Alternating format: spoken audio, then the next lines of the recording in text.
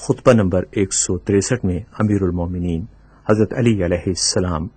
مور کی عجیب و غریب آفرینش کا تذکرہ فرماتے ہیں۔ قدرت نے ہر قسم کی مخلوق کو، وہ جاندار ہو یا بے جان، ساکن ہو یا متحرک، عجیب و غریب آفرینش کا جامہ پہنا کر ایجاد کیا ہے،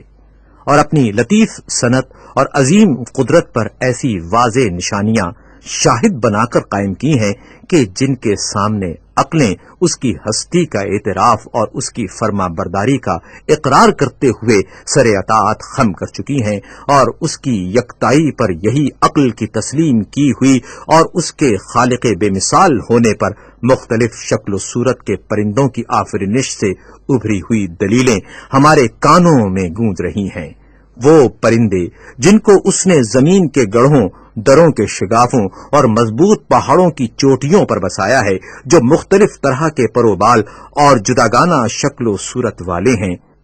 جنہیں تسلط الہی کی باغ ڈور میں گمایا پھرایا جاتا ہے، اور جو کشادہ ہوا کی وسعتوں اور کھلی فضاؤں میں پروں کو پھڑپھڑاتے ہیں۔ انہیں جبکہ یہ موجود نہ تھے، عجیب و غریب ظاہری صورتوں سے آراستہ کر کے پیدا کیا، اور گوشت و پوست میں ڈھکے ہوئے جوڑوں کے سروں سے ان کے جسموں کی ساخت قائم کی۔ ان میں سے بعض وہ ہیں جنہیں ان کے جسموں کے بوجھل ہونے کی وجہ سے فضا میں بلند ہو کر تیز پروازی سے روک دیا ہے، اور انہیں ایسا بنایا ہے کہ وہ زمین سے کچھ تھوڑے ہی اونچے ہو کر پرواز کر سکیں۔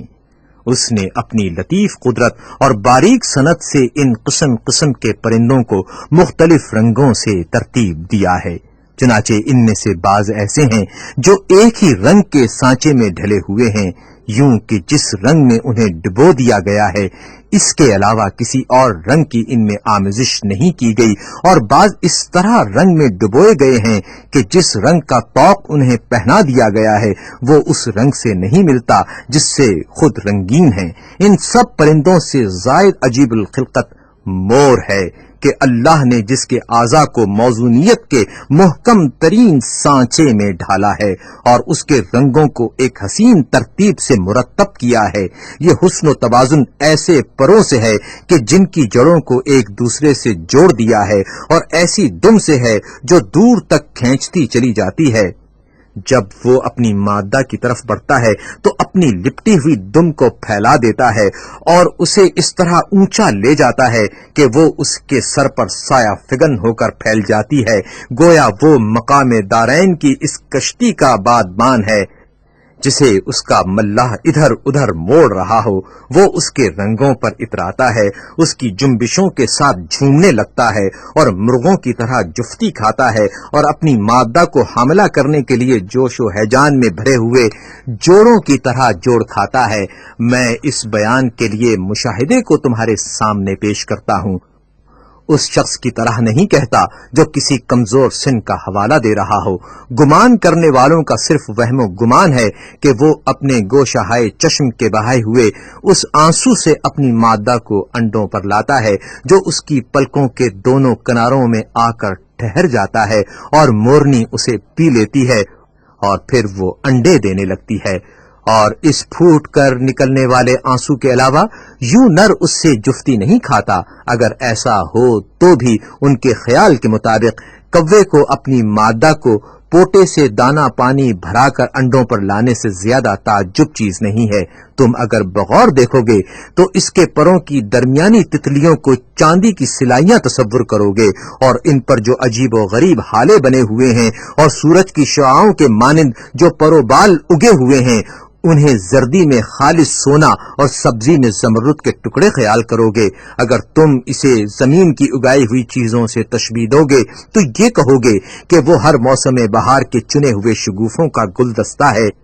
اور اگر کپڑوں سے تشبیہ دو گے تو وہ منقش ہلوں یا خوشنما یمنی چادروں کی مانند ہے، اور اگر زیورات سے تشبیہ دو گے تو وہ رنگ برنگ کے ان نگینوں کی مانند ہے جو مرصع بجواہر چاندی میں دائروں کی صورت میں پھیلا دیے گئے ہوں۔ وہ اس طرح چلتا ہے جس طرح کوئی حشاش بشاش اور متکبر محو خرام ہوتا ہے، اور اپنی دم اور پروبال کو غور سے دیکھتا ہے تو اپنے پیراہن کے حسن و جمال اور اپنے گلوبند کی رنگتوں کی وجہ سے قہقہا لگا کر ہنستا ہے، مگر جب وہ اپنے پیروں پر نظر ڈالتا ہے تو اس طرح اونچی آواز سے روتا ہے کہ گویا اپنی فریاد کو ظاہر کر رہا ہے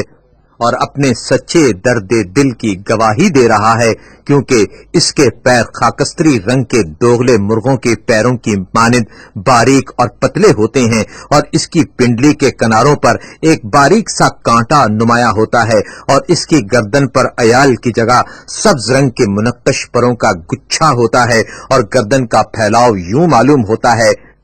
جیسے سراہی کی گردن، اور اس کے گڑنے کی جگہ سے لے کر وہاں تک کا حصہ کہ جہاں اس کا پیٹ ہے یمنی وسما کے رنگ کی طرح گہرا سبز ہے، یا اس ریشم کی طرح ہے جو سیقل کیے ہوئے آئینے پر پہنا دیا گیا ہو، گویا وہ سیاہ رنگ کی اوڑھنی میں لپٹا ہوا ہے، لیکن اس کی آب و تاب کی فراوانی اور چمک دمک کی بہتات سے ایسا گمان ہوتا ہے کہ اس میں تر و تازہ سبزی کی الگ سے آمیزش کر دی گئی ہے۔ اس کے کانوں کے شگاف سے ملی ہوئی بابونا کے پھولوں جیسی ایک سفید چمکیلی لکیر ہوتی ہے جو قلم کی باریک نوک کی مانند ہے، وہ لکیر اپنی سفیدی کے ساتھ اس جگہ کی سیاہیوں میں جگمگاتی ہے۔ کم ہی ایسے رنگ ہوں گے جس نے سفید دھاری کا کچھ حصہ نہ لیا ہو، اور وہ ان رنگوں پر اپنی آب و تاب کی زیادتی، اپنے پیکرے ریشمی کی چمک دمک اور زیبائش کی وجہ سے چھائی ہوئی ہے۔ وہ ان بکھری ہوئی کلیوں کے مانند ہے جنہیں نہ فصل بہار کی بارشوں نے پروان چڑھایا ہو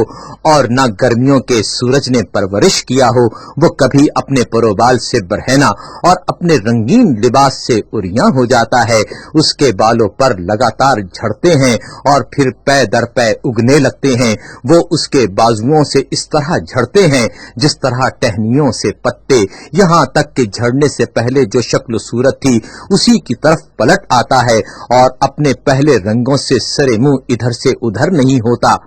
اور نہ کوئی رنگ اپنی جگہ چھوڑ کر دوسری جگہ اختیار کرتا ہے۔ جب اس کے پروں کے ریشوں میں سے کسی ریشے کو تم غور سے دیکھو گے تو وہ تمہیں کبھی گلاب کے پھولوں جیسی سرخی اور کبھی زمرد جیسی سبزی اور کبھی سونے جیسی زردی کی جھلکیاں دکھائے گا۔ غور تو کرو کہ ایک ایسی مخلوق کی صفتوں تک فکر کی گہرائیاں کیوں کر پہنچ سکتی ہیں، یا عقلوں کی تباہ آزمائیاں کس طرح وہاں تک رسائی پا سکتی ہیں، یا بیان کرنے والوں کے کلمات کیوں کر اس کے وصفوں کو ترتیب دے سکتے ہیں کہ جس کے چھوٹے سے چھوٹے جزو نے واہموں کو سمجھنے سے عاجز اور زبانوں کو بیان کرنے سے درماندہ کر دیا ہو۔ تو پاک ہے وہ ذات کہ جس نے ایک ایسی مخلوق کی حالت بیان کرنے سے بھی عقلوں کو مغلوب کر رکھا ہے کہ جسے آنکھوں کے سامنے نمایاں کر دیا تھا، اور ان آنکھوں نے اس کو ایک حد میں گھرا ہوا اور اجزا سے مرکب اور مختلف رنگوں سے رنگین صورت میں دیکھ بھی لیا،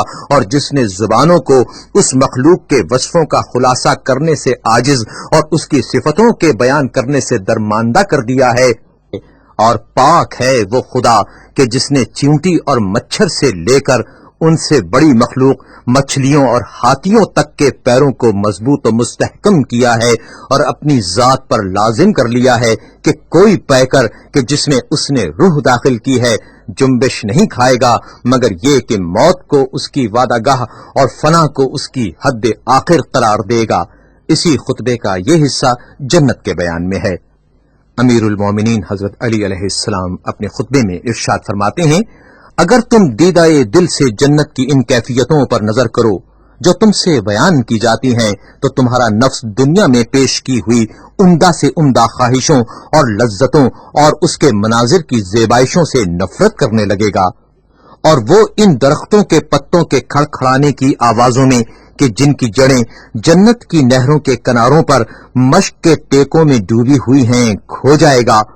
اور ان کی بڑی اور چھوٹی ٹہنیوں میں تر و تازہ موتیوں کے گچھوں کے لٹکنے اور سبز پتیوں کے غلافوں میں مختلف قسم کے پھولوں کے نکلنے کے نظاروں میں محو ہو جائے گا۔ ایسے پھل کہ جو بغیر کسی زحمت کے چنے جا سکتے ہیں اور چننے والے کی خواہش کے مطابق آگے بڑھ آتے ہیں، وہاں کے بلند ایوانوں کے صحنوں میں اترنے والے مہمانوں کے گرد پاک و صاف شہد اور صاف ستھری شراب کے جام گردش میں لائے جائیں گے۔ وہ ایسے لوگ ہیں کہ اللہ کی بخشش و عنایت ہمیشہ ان کے حال رہی، یہاں تک کہ وہ اپنی جائے قیام میں اتر پڑے اور سفروں کی نقل و حرکت سے آسودہ ہو گئے۔